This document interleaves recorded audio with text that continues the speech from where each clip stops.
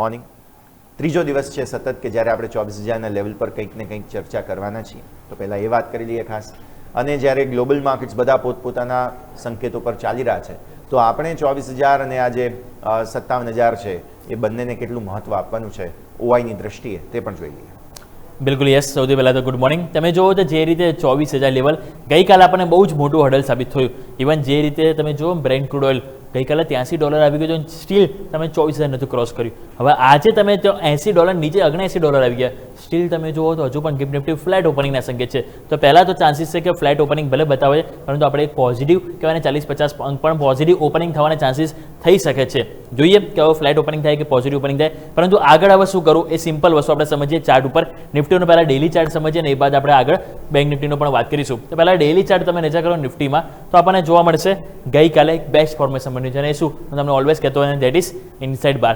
Inside બાર formation બન્યું છે અને ઇનસાઇડ બારની અપર રેન્જ જે છે એ તમારી શું છે 24,011 અને જે લોઅર બેન્ડ છે એ તમારી કઈ છે 23,817. કેટલા પોઈન્ટ થયા 200 પોઈન્ટ. એટલે જે 24,011 ઉપર અગર જો આજે માર્કેટ કાં તો ટકે છે અડધો પોણો કલાક કાં તો ડેલી કેન્ડલમાં જો ક્લોઝ આપે તો મોમેન્ટમ આપણને ઉપર બીજા 200 પોઈન્ટ એટલે કે 24,200 તરફની મોમેન્ટમ જોવા મળી શકે છે.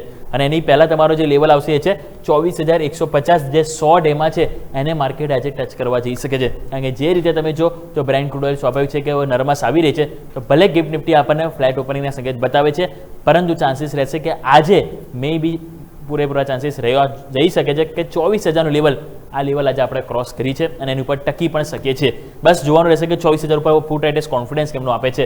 લાસ્ટ ગઈકાલે તો એક્સપાયરી હતી અને તમે જો કોલ એટેસ ઓલરેડી હેવી હતી 3-4 દિવસથી એટલે ના જવા દીધું. પરંતુ આજે ચાન્સીસ છે કે 24,000 લેવલ આપણે ક્રોસ કરીને એની ઉપર આપણે જઈ શકીએ છીએ. આપણું ક્લોઝિંગ પણ તમે જુઓ તો 24,000 નજીક જ છે, 23,989 આ આપણું ક્લોઝિંગ છે. એટલે સ્વાભાવિક છે કે જો 24,000નું લેવલ આ તમારું લેવલ આજે કહેવાને ક્રોસ થશે ને તો મોમેન્ટમ બહુ સરસ 150 થી 200 પોઈન્ટ તેજી આપણને નિફ્ટીમાં જોવા મળી શકે છે. આ આપણે વાત થઈ ગઈ ડેઇલી ચાર્ટ પ્રમાણે. સ્ટ્રોંગ સપોર્ટ સ્વાભાવિક છે કે મેં જે તમને કીધું ને 800 ને લઈને ચાલીશું. જ્યાં સુધી ના તૂટે મંદી નહીં કરવાની, આપણે સિમ્પલ ક્લિયર. હવે વાત કરીએ 15 મિનિટ. 15 મિનિટમાં તમે નજર કરો તો 2 દિવસથી એક રેન્જમાં કારોબાર જોવા મળી રહ્યો છે. કારણ કે અહીંયા તમે જો ઇનસાઇડ બાર બનાવી છે, તો આ જે રેન્જ તમે જોઈ રહ્યા છો તો આપણને ગઈકાલે પણ તમે જો આ બોક્સની અંદર તમે હતા કારોબાર પરમ દિવસે અને ગઈકાલે તમે જુઓ તો આની અંદર જ કારોબાર છે. પરંતુ આજે જેવું તમે આ લેવલ ક્રોસ કરશો ને તો મોમેન્ટમ મેં તમને કીધું ને એમ સરસ આપણને ઉપરની સાઈડ જોવા મળી શકે. અને સ્ટ્રોંગ સપોર્ટ તરીકે આ 800 વાળું લેવલ છે, બસ એને રિસ્પેક્ટ આપી દો. જો એ 800 વાળું લેવલ તૂટે તો પછી આ બહુ મોટો ગેપ છે, એ ગેપ પૂરો કરવા માર્કેટ આવી શકે છે, જે ડાયરેક્ટ આવે છે નીચે તરફ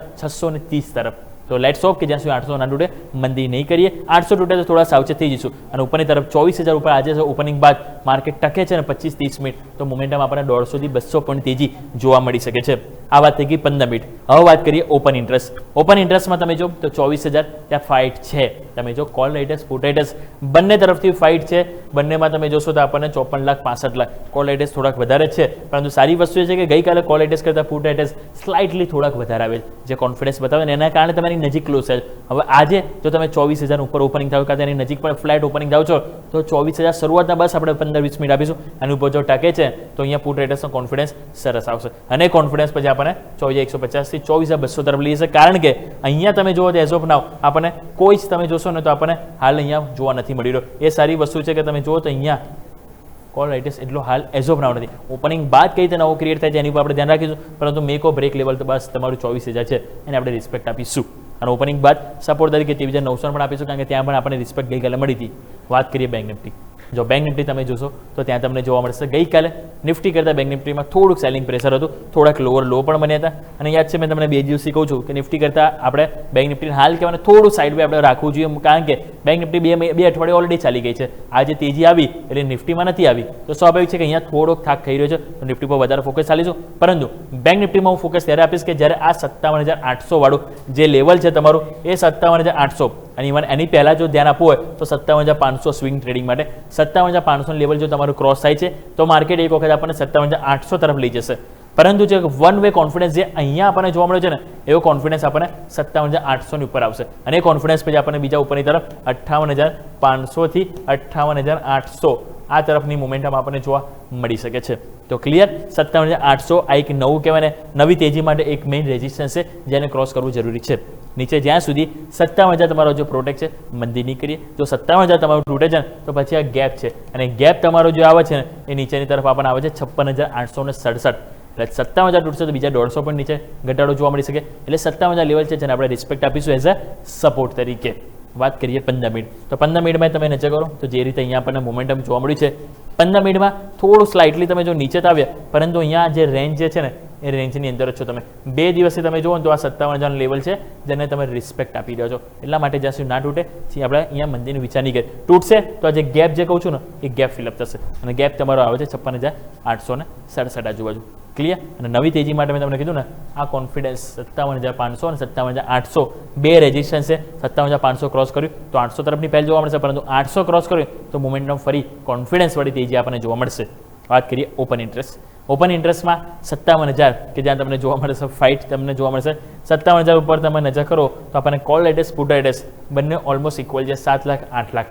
સારી વસ્તુ એ છે કે પુટ એડ્રેસ થોડાક ગઈકાલે સ્લાઇટલી આવે છે 1.5 લાખ આજુબાજુ, પરંતુ 57,500 જે તમને કહું રેઝિસ્ટન્સ છે કારણ કે ત્યાં ઓલમોસ્ટ 8 લાખ આજુબાજુ કોલ એડ્રેસ છે, સામે પુટ એડ્રેસ હાફ છે એનાથી. અને ગઈકાલે આ એન્ટ્રી પણ તમે જો કોલ એડ્રેસની ત્યાં થઈ છે. ઇવન 57,300 ઉપર પણ તમે જો ગઈકાલે 2 લાખ આવ્યા છે. સો ઇન્ટરેસ્ટિંગ રહેશે કે બેંક નિફ્ટીમાં સ્વાભાવિક છે કે નવી તેજી નવા કોન્ફિડન્સ માટે થોડો ટાઈમ લઈ શકે છે, પરંતુ નિફ્ટી જે છે જો અગર આજે 24,000ની ઉપર જો આજે જતું રહે છે એની ઉપર ટકે છે શરૂઆતના થોડાક ટાઈમ માટે, તો મોમેન્ટમ 24,150 થી 24,200 જોવા મળી શકે. નીચે ઓપનિંગ બાદ સ્ટ્રોંગ સપોર્ટ 23,900 લઈશું અને ઓવરઓલ તમારું જે સપોર્ટ રહેશે આખા અઠવાડિયા માટે તો એ છે 23,800. 23,800 જ્યાં સુધી તમારું ત્યાં લેવલ જ્યાં તમારું ટકી રહે ત્યાં સુધી મંદી ના કરવી જોઈએ. સેમ બેંક નિફ્ટીમાં ઓપનિંગ બાદ 57,000 લેવલ છે જેને સપોર્ટ તરીકે આપણે એક રિસ્પેક્ટ આપીશું. યસ. ઓકે, તો આ તમામ સંકેતો છે કે જે આજે ધ્યાન પર રાખવા જરૂરી. આભાર યોમિક આપનો અમારી સાથે જોડાવા માટે અને આ ડિટેલ્સ માટે થઈને. તો દર્શક મિત્રો, ઓલમોસ્ટ